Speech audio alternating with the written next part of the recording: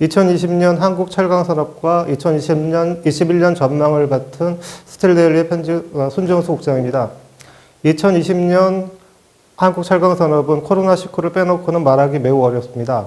코로나의 영향을 얼마나 많이 받았느냐, 그리고 얼마나 빨리 극복했느냐에 따라서 업체별로, 제품별로 시황이 엇갈렸기 때문입니다. 한국 철강업체들은 2021년까지 코로나19의 영향에서 자유롭지 않을 것으로 보고 있고, 2022년 이후에나 정상 궤도에 진입할 것으로 보고 대책 마련에 부심하고 있습니다. 제가 오늘 말씀드릴 내용은 2020년 한국 철강산업과 이슈, 특히 철강 수요와 수익성, 그리고 2019년 이후 이어진 구조조정과 투자와 관련된 부분입니다. 그리고 2021년은 한국 철강 수요가 어떻게 될 것인지 제품별로 그리고 어떻게 될 것인지에 대해서 주요 이슈별로 짚어보겠습니다. 2020년 한국의 주요 이슈에 대해서 살펴보겠습니다. 먼저 2020년 한국의 철강 수요 산업은 코로나19로 어려운 한 해를 보냈습니다. 8월까지 자동차 생산은 16.3% 줄었고 조선 건조는 12.2%, 수주는 56.3% 감소했습니다. 주요 산업 중에서 건설만 지표가 소폭 개선되었을 뿐입니다. 한국 최대 철강 다소비 산업인 자동차의 경우에 2월부터 4월까지 코로나19로 자동차 공장이 가다서다를 반복했습니다. 특히 세계 자동차 부품 조달 체계가 코로나19로 무너지면서 중국산 와이어링 하니스 공급이 차질을 빚으면서 생산을 못하는 날도 많았습니다. 이러한 상황은 해외 공장에서도 벌어졌는데 특히 현대자동차 북미 공장은 5월에 한 대도 생산하지 못할 정도로 매우 어려웠습니다. 다행히 정부의 자동차 소비 진작을 위한 개별 소비세이나 그리고 일단 신차 출시로 코로나19의 부정적인 영향이 감소하면서 시간이 가면서 점차 회복되고 있습니다. 그러나 올해 자동차 생산은 전년보다 13% 감소한 344만 대 정도에 그칠 것 같습니다. 내수는 2.1%, 수출은 29.7% 감소가 예상됩니다. 조선은 부진의 골이 더 깊은데 코로나19의 영향으로 전 세계 교역량이 급감하면서 신조선 발주량이 뚝 끊겼습니다. 어느 때보다 힘든 한 해가 되어가고 있습니다. 연간 전년 대비 64%나 신조선 수주가 줄어들 것 같습니다. 신조선 수주 감소로 상당 기간 동안 조선용 강제의 수요 회복을 기대하기 어려울 것 같습니다. 건설은 코로나19 영향을 덜 받은 산업인데 한국에서 코로나19가 대구를 중심으로 확산되었을 때 일부 현장의 공사가 중단되긴 했지만 자동차처럼 밀집된 것이 아니어서 사실상 공사 차질은 거의 없었다고 할 수 있습니다. 오히려 주택 가격이 급등하면서 분양시장에 활기를 띄웠고 향후 수요 증가를 기대하는 목소리까지 나오고 있는 게 지금 사실입니다. 가전은 코로나19의 수혜를 일부 본 것 같습니다. 집에서 머무는 시간이 많다 보니 프리미엄 가전으로 교체하는 수요가 늘었습니다. 냉장고, 세탁기, 건조기 등 이러한 백색 가전의 판매량도 호조를 보이고 있습니다. 최근 관련 철강 제품의 출하량도 늘어나고 있는 것이 사실입니다. 2020년 한국의 철강 생산에 대해서 살펴보겠습니다. 코로나19 악재가 한창이었던 2월에서 4월까지 한국의 조강 생산량은 전년 동기 대비 14에서 15% 줄었습니다. 그러나 8월에는 감소폭이 2.1%로 둔화됐습니다. 8월까지는 누계 조강 생산량은 4,380만 톤으로 전년 대비해서 8.7% 감소했습니다. 조강 생산량 감소에는 포스코의 광양 3고로 합리화와 화입 지연이 가장 큰 이유로 보이는데 광양 3고로는 5월에 개수가 끝났지만 코로나19로 자동차 중심의 수요가 감소하면서 이례적으로 화입을 늦췄고 7월 10일에 가동을 재개했습니다. 이외에도 자동차 경기에 민감한 특수강, 특히 세아베스틸은 6월에서 7월 기간 동안 2, 3주씩 공장 가동을 수시로 중단하는 등 생산량이 급감했습니다. 그 결과 4월에서 7월까지 유례없는 조강 생산 감소기를 보냈습니다. 다행히 7월 이후에 주문이 늘어나고 있고 수입도 많지 않아서 한국의 철강 시황은 빠르게 안정을 찾아가고 있는 모습을 보이고 있습니다. 다음으로는 가격 중심으로 살펴보겠습니다. 2020년 수요의 부침만큼이나 철강 제품 가격도 큰 변화를 보였는데 아래 왼쪽 차트는 국산 열원과 철근, 오른쪽은 중국산 열원과 중국산 철근의 한국 유통 가격을 나타낸 것입니다. 보시다시피 철근은 코로나19 영향을 거의 없었던 것으로 가격 흐름에서도 확인할 수 있을 것입니다.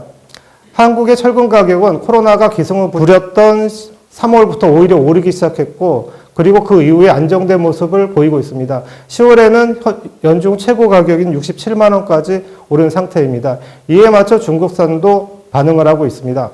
철근 가격이 코로나19 확산이라는 어수선한 경제와 사회 분위기에도 불구하고 크게 올랐던 것은 1분기 수익성 악화로 고전한 제강사들이 적극적으로 감산을 기반으로 할인을 줄이고 원가 반영을 위해서 가능한 수준까지 철근 가격을 올렸기 때문입니다. 생각보다 이익 구조를 안정시키겠다는 철근업계의 의지가 가격에 반영되면서 크게 올랐다라고 보시면 되겠습니다. 반대로 열연강판은 코로나 확산과 함께 가격이 크게 하락했습니다. 2월에 65만 원 정도 거래됐던 열연강판 가격이 5월 말에는 60만 원으로 떨어졌고 가격이 8월쯤에서 빠르게 회복된 것은 수요가 늘어나면서 수급이 타이트해졌기 때문이 첫 번째 이유이고 두 번째로는 중국의 철강 수요가 증가하면서 철강 연원료 가격이 올라 원가 압박이 커지자 열연강판 가격도 함께 상승한 것이다. 이렇게 보시면 되겠습니다. 그렇다면 철강업계의 수익성은 어떻게 됐는지 고로, 전기로, 냉영 단합 그리고 강관순으로 살펴보겠습니다. 수요 감소에 대한 부담과 원가 상승에 대한 압박으로 철강사마다 수익성 확보가 최대 현안으로 현재 떠오른 상태인데 영원히 적자를 보지 않을 것 같은 포스코가 2분기에 별도 기준으로 1,085억 원 적자를 냈고 영업이익률도 마이너스 1.8%로 떨어지면서 고전하고 있습니다. 앞에서 언급한 것처럼 주력인 자동차용 강판 판매가 급감하면서 수출과 내수에서 모두 어려움을 겪었던 것이 주된 이유입니다. 포스코의 2분기 판매량만 놓고 보면 776만 톤으로 지난해 2분기에 98만 4천 톤 줄었고 11.3%나 감소했습니다. 3분기에는 2,619억 원의 영업이익을 보였으며 4%의 영업이익률을 나타냈습니다. 회복되는 모습을 보이고 있지만 평소 분기에 1조 원씩 이익을 내고 있고 영업이익률 8, 9%를 보였던 것에 비해서는 아주 낮은 숫자라고 할 수 있겠습니다. 그나마 현대제철은 봉이역류 시장에 선전을 하면서 이익률이 다소 개선되고 있긴 한데 대체로 손익분기를 간신히 넘긴 수준이기 때문에 부진한 실적이 이어지고 있다고 보시면 되겠습니다. 하반기에는 가격 인상이 빠르게 추진되고 있고 원자재 가격 상승액을 제품 가격에 전가시키기 위한 노력이 한창이어서 수익성 개선이 이루어질 것이다 라고 보고 있습니다. 하반기에는 내수 시장을 중심으로 어느 정도 회복될 것으로 예상되고 있지만 상반기 부진의 골이 심해 올해 포스코의 영업이익률은 4% 정도로 축소될 것 같습니다. 지난해 8.5%에 비하면 절반 수준이다. 이렇게 보시면 되겠습니다.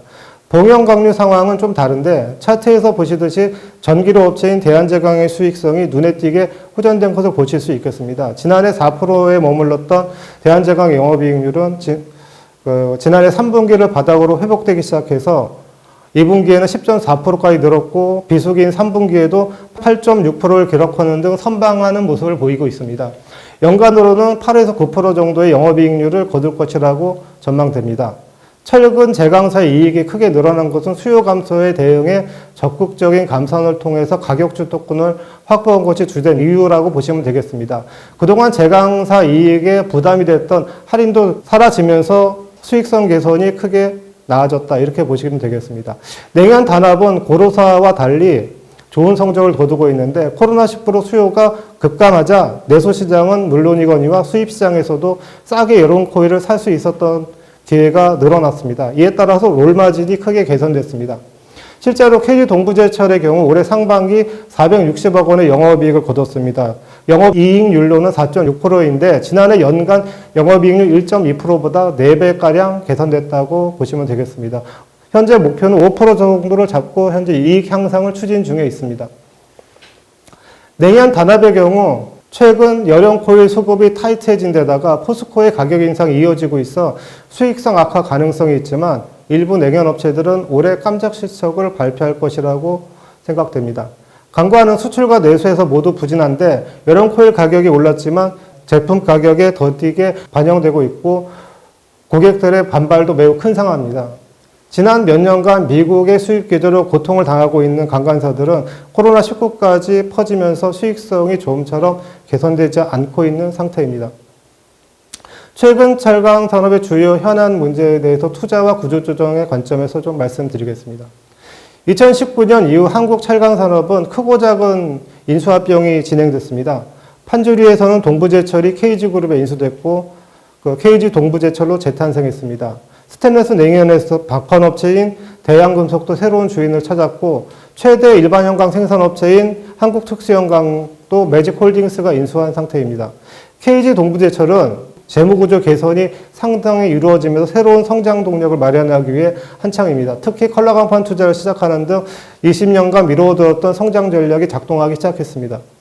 한국특수형광도 매직홀딩스에서 성장 전략으로 70만 톤급 철근 아병기를 새로 내놓겠다고 발표한 상태입니다. 현재 다니엘리사와 설비 계약을 맺고 변신을 시도 중에 있습니다. 대한제강은 YK스틸 인수에 철근업계 주목을 받고 있는데 일본 야마토 고교가 한국 시장에서 철수를 선언하고 대한제강에 매각을 하면서 이루어진 인수합병입니다. 대한제강은 YK스틸 인수에 철근 분야에서 현대제철, 동국제강과 함께 3강 체제를 구축하게 됐습니다. 향후 3년 내에 부산 공장을 폐쇄하고 당진 이전을 진행할 계획입니다. 철근 시장이 3강 체제로 새로운 경쟁 체제를 맞이하게 됐다고 보시면 되겠습니다. 이 외에도 현대제철이 수건이 H형광 투자를 올해 시작을 했고 동국제강, KG동부제철, DK동신도 컬러강판 설비를 신규로 가동하거나 재가동하겠다고 발표한 상태입니다. 마지막으로 코로나19가 확산되면서 한국철강업계에서는 브랜드 마케팅이 강화되고 있는데 기존의 럭스틸, H코어를 넘어서 포스코가 건자재 시장에서 이노빌트라는 신개념 마케팅을 시도하고 있습니다. 현대제철이 솔루션 마케팅을 시작을 했고 이외에도 세아창원 특수강이 공구강 분야에서 듀라, 두맥이라는 브랜드를 런칭했습니다. 코로나19로 영업에 대한 불안감이 가중되면서 비대면 영업, 브랜드 마케팅도 빨리 진행되고 있는 상태입니다. 차트를 보면서 올해 철강 수급에 대해서 좀 살펴보겠습니다. 생산은 전 제품에 걸쳐서 모두 감소했는데 제강은 8.7%나 줄었습니다. 가장 많이 감소한 제품 역시 자동차 관련 제품들인데 특수강 본강의 생산이 25.9%나 줄었고 판재료 중에서는 아인도 강판이 12.5%, 컬러 강판이 13.6% 줄었습니다.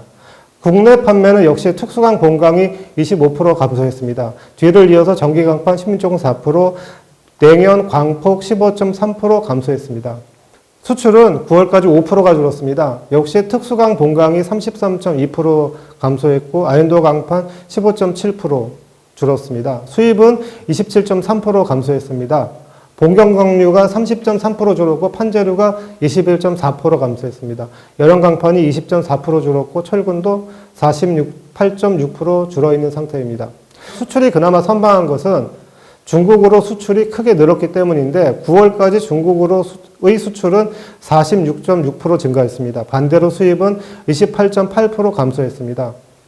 중국이 코로나19를 조기에 극복하면서 경제 회복에 박차를 가한 결과 철강주 수요가 증가해 순수입국으로 전환된 것이 큰 힘이 되었다고 보시면 되겠습니다. 이 때문에 한국의 소비 시장이 엉망이 되었지만 수출은 우려보다 감소가 덜했고 수입은 크게 줄어 그나마 한국 철강사들이 한숨을 돌릴 수 있었다라고 보시면 되겠습니다. 2021년 한국 철강 시장에 대해서 말씀드리겠습니다. 내년 한국 철강 시장은 코로나19로부터 세계 경제가 얼마나 빨리 벗어나는가, 중국의 철강 수요와 수출이 어떻게 될 것인가에 많은 영향을 받을 것 같습니다. 내년 한국의 철강 시장에 대해서 수요는 어떻게 되고 제품상은 어떤지 그리고 예상되는 이슈에 대해서 살펴보겠습니다. 내년 철강 시장의 긍정적인 요소라고 한다면 미국 대통령 선거 결과와 함께 미중 무역 분쟁이 완화될 것인가, 분쟁이 완화된다면 한국처럼 수출을 해야 하는 나라에서는 교역이 활기를 뜰 것인가 하는 것들이라고 할 수 있겠습니다. 또 코로나19 백신이 개발이 되면서 철강 수요에 긍정적인 영향을 줄 것인가도 모두의 관심사가 되고 있습니다.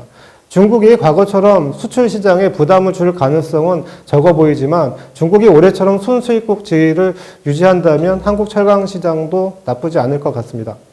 또 주요 기업들이 점차 코로나19 영향에서 벗어나고 있는데 각국 투자가 확대된다면 철강 시장도 점차 활기를 띨 것 같다 이렇게 보고 있습니다. 그러나 악재도 많이 있는데 여전히 코로나19는 부담입니다. 올해 중국 정부의 정책으로 인해서 중국의 철강 소비가 크게 늘었지만 내년에는 크게 둔화되거나 혹은 제로 성장 가능성도 예상해 볼 수 있습니다. 중국이 다시 순수출국으로 전환될 가능성도 충분히 있다고 생각하고 있습니다. 또 다른 변수로는 CO2와 같은 환경부재 문제도 여전히 철강 기업들에게는 부담스러운 상태입니다. 철강 생산량이 증가에 따른 철강 연료료 가격도 높게 형성될 수 있을 것이라고 예상하고 있습니다. 전체적으로 보면 철강 수요 측면에서 본다면 2022년은 정도 되어야 코로나19로부터 벗어날 수 있을 것 같습니다. 내년에도 코로나 영향은 불가피해 보이고 수호 산업별로 본다면 올해 부진했던 자동차 생산이 약 7% 정도 늘어날 것 같은데 가전은 5%, 건설 투자는 2% 증가할 것 같습니다. 그러나 조선은 내년에도 5% 감소의 부진이 이어질 것 같습니다. 이렇게 본다면 내년 한국의 조강 생산량은 올해보다 약 5% 안팎의 증가를 예상하고 있습니다. 제품별로는 2020년보다는 좋아지겠지만 큰 폭으로 나아질 것 같지는 않습니다. 이러한 예상은 내년 주요 기업의 사업 계획에서도 드러나는데 올해 포스코의 조강 생산량은 약 3,400만 톤 정도로 예상이 되고 있습니다. 그러나 내년에는 포스코는 3,400만 톤 정도로 사업 계획을 작성하고 있는 것 같습니다. 그만큼 회복 속도가 빠르지 않다는 반증입니다. 판재료는 5에서 6% 정도 증가할 것으로 전망되고 자동차를 중심으로 수요가 회복될 것 같습니다. 자동차와 함께 가전용 판재류의 수요도 꾸준히 늘어날 것으로 예상하고 있습니다. 올해 판재류 대표 품목인 여름 코일의 국내 수요는 3천만 톤 초반대로 떨어지겠지만 내년에는 3,200만 톤대 중반으로 회복될 것으로 전망됩니다. 그러나 2018년에 3,460만 톤이나 2019년에 3,350만 톤에 비해서는 적을 것 같습니다. 수출도 해외 수요가 늘어나면서 평소 수준인 680만 톤 정도를 회복할 것 같습니다. 오히려 관건은 중국산이나 일본산 수입이 어떻게 될 것인가 하는 것인데 특히 중국산이 변수가 될 것 같습니다. 봉연강유는 철근을 중심으로 수요가 늘어날 것 같은데 당초에는 2022년까지 철근 수요가 계속 줄어서 900만 톤 전후까지 감소할 것으로 봤습니다. 또 일부에서는 800만 톤대 진입도 예상하기도 했었습니다. 그러나 최근 주택가격이 크게 오르고 프로젝트 파이낸싱 집행도 늘어나면서 건설 관련 지표, 특히 건축 허가 면적, 건축 착공 면적, 건설 투자가 늘어나고 있습니다. 철근 소비도 올해 그래서 950만 톤에서 980만 톤 정도에서 내년에는 1000만 톤 전후가 될 것이라고 예상됩니다. 큰 폭은 아니지만 20, 30만 톤 정도 늘어날 가능성이 있다. 이렇게 보고 있습니다. 철근업계의 관심은 오히려 소비의 증가보다는 이익으로 지금 이동한 상태입니다. 올해 이익 창출의 비결이 적극적인 감산, 가격 주도권의 확보, 그리고 할인 축소 및 폐지 등으로 가격을 많이 밀어 올렸다는 것인데 내년에도 이러한 가격 전략이 관찰될 것인가에 따라서 철근 제강사들의 수익성은 엇갈릴 것이라고 생각됩니다. 또 내년에는 대한제강의 YK 스틸 인수 이후 시장 경쟁 구도가 달라진다는 점도 제강사에게는 긍정적인 영향을 미칠 것이다 이렇게 보고 있습니다. H형강은 최근 수년간 큰 변화가 없었는데 피시공법 적용 사례가 늘어나면서 오히려 H형강 시장을 대체가 빨라지고 있습니다. 그러나 물류센터 건설이라든가 이런 쪽에 수요가 늘면서 대체한 부분을 상쇄시켰다 이렇게 보시면 되겠습니다. 최대 변수는 수출입니다. 주력 시장인 동남아시아 등에서 새로운 공급사들이 계속 들어서고 있고 수출 환경은 계속 악화되고 있습니다. 수출 수익성도 이에 따라서 계속 떨어지고 있다 이렇게 보시면 되겠습니다. 국내 시장은 약 260만 톤 전후에서 유지될 가능성이 크다 이렇게 보시면 됩니다. 수출 감소가 내수 시장의 경쟁 심화로 이어질 것인가 아니면 철근처럼 감산을 통해 수익성 향상을 이룰 것인가가 현재 H형강 시장의 주요 관심사입니다. 또 다른 변수는 중국산 무역 규제의 연장 여부인데 연장이 된다면 현 시장 구조가 이어질 것이고 연장이 되지 않는다면 상당한 영향을 받을 것이다. 이렇게 보시면 되겠습니다. 2021년 이슈에 대해서 좀 살펴보겠습니다. 내년도 예상되는 이슈는 첫 번째 수익성이 어떻게 될 것이냐, 두 번째 코로나19와 비대면 영업이 어떻게 활성화될 것인가, 또 세 번째는 새로운 성장 동력은 무엇이고 통상마찰은 어떻게 될 것인가 등이라고 생각됩니다.